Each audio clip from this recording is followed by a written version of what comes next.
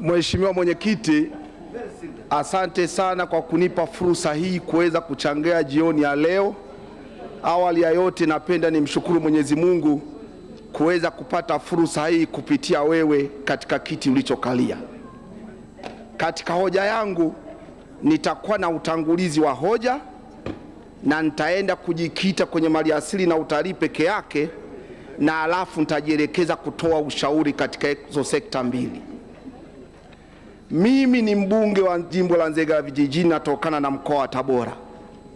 Mkoa wa Tabora tuna kilio kikubwa cha maeneo ya kufanyia shughuli za maendeleo ya makazi pamoja na uchumi. Mkoa wa Tabora una mapori ya hifadhi ya misitu pamoja na wanyamapori yasiyopungua 12. Mkoa wa Tabora una eneo la kilomita za mraba 76,000 na ushe. Lakini katika mkoa wa Tabora hifadhi za misitu na wanyamapori ni 46% ya hayo mapori yaliyotengwa, na 22% ni kwa ajili ya wanyamapori tu peke yake, ambao ni tofauti na misitu ambayo ina wanyamapori wengi ndani. Inabakia 32% kwa ajili ya maendeleo ya makazi pamoja na shughuli za uchumi. Sasa naomba nijiendekeze kwenye hoja yangu. Kwa kuwa serikali ya awamu ya 6 chini ya Daktari Samia Suluhu Hassan ambaye amekuwa ni kiongozi mbunifu, sisi wote tumeona, na tunaenda kuelekea kwenye dira ya 2000 hadi 50. Nataka niseme mimi katika jimbo langu la Nzega vijijini na jimbo la Uyui na jimbo la Bukene lina host hifadhi inaitwa Ilomelo Hills, ambapo kuna kijiji kikubwa cha Uipala ambayo sio kijiji rasmi.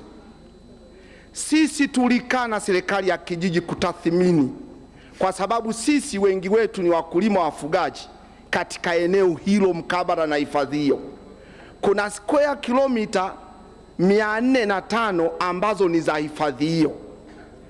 Katika uongozi wa awamu ya 6 chini ya Daktari John Pombe Magufuli, wale mawaziri 8 walikuja kujionea adha ya kukosa maeneo ya maendeleo makazi na shughuli za kiuchumi. Wakaridhia likatengwa eneo la hekta 1667.8 kwa ajili ya maendeleo ya makazi na shughuli za kiuchumi katika hifadhi yenye kilomita za mraba 405, ambalo hilo ni eneo dogo sana. Mheshimiwa Mwenyekiti, nataka nikudogeze kitu. Pale katika kijiji cha Ipala ambacho kiko katika hifadhi ya Ilomelo, kipindi cha ukoloni kulikuwa kuna kampuni inaitwa Tanganyika Packers zikifanya shughuli za kilimo. Sasa hivi kampuni hiyo haifanyi shughuli za kilimo, ambao ni eneo hilo hilo mkabala na hifadhi. Lakini kijiji cha Ipala ambacho sio rasmi kiko ndani ya kijiji cha Ugembe 2. Kijiji cha Ugembe 2, ukienda hicho kitongoji cha Ipala ambacho sio rasmi, kina kaya zaidi ya 1300 na wananchi zaidi ya 12,000 ambao wengi wao wote ni wapiga kura wa Chama cha Mapinduzi. Hakuna mpiga kura wa chama cha upinzani. Nataka niseme kitu kutokana na ukweli kwamba eneo lile shughuli kubwa ni kilimo na ufugaji, na pamekuwa na uhaba ya mapori ambayo wanyama hawa wanakula nyasi tu, hawali miti. Lile eneo limejaa, na kwa kuthibitisha kwamba pale there is life, hata TRC imekwenda kujenga kituo cha stesheni katika hiyo hifadhi ya Ipala, ikiwa ni kana kwamba imekubali there is life. Wale watu wa pale lazima waendelee na shughuli za kiuchumi na kuendeleza makazi.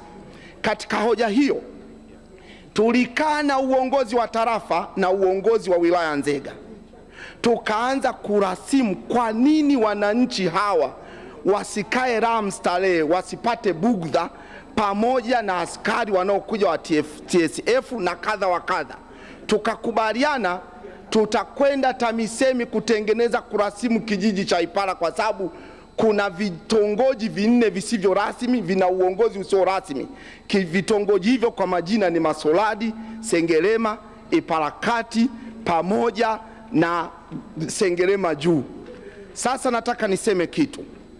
Ushauri wangu katika wizara upande wa misitu, sheria zilizotenga mapori miaka ile huenda zikawa zimepitwa na wakati, kwa sababu watu wameongezeka, ubunifu umeongezeka, na watu wamekuwa wabunifu wa kuangalia shughuli za uzalishaji.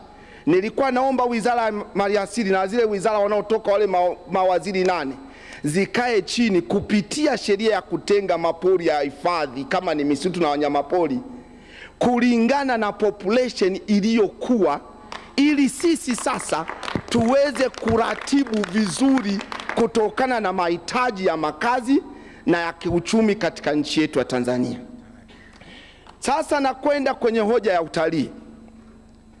Jamani, Serengeti ni one of the 7 wonders of the world, lakini sekta ya utalii imeingiliwa.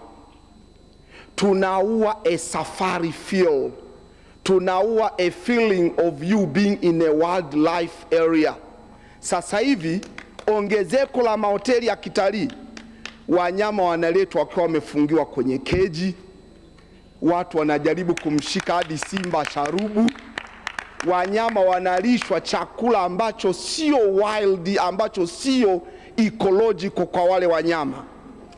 Kwa hiyo mimi naomba nipendekeze hizi hoteli na vitu vya namna hiyo tujaribu kuziregulate, ili sisi na ile Serengeti yetu na hifadhi vingine watu waje wa experience a safari feel, waende kule kwenye maeneo, kwenye mbuga, waone wanyama. Tuzuie kufanya artificial safaris. Watalii watashindwa kwenda mbugani, wataishia hotelini, watarudi airport, watapanda ndege, wataondoka. Mheshimiwa Mwenyekiti, mimi huwa sio msemaji mrefu.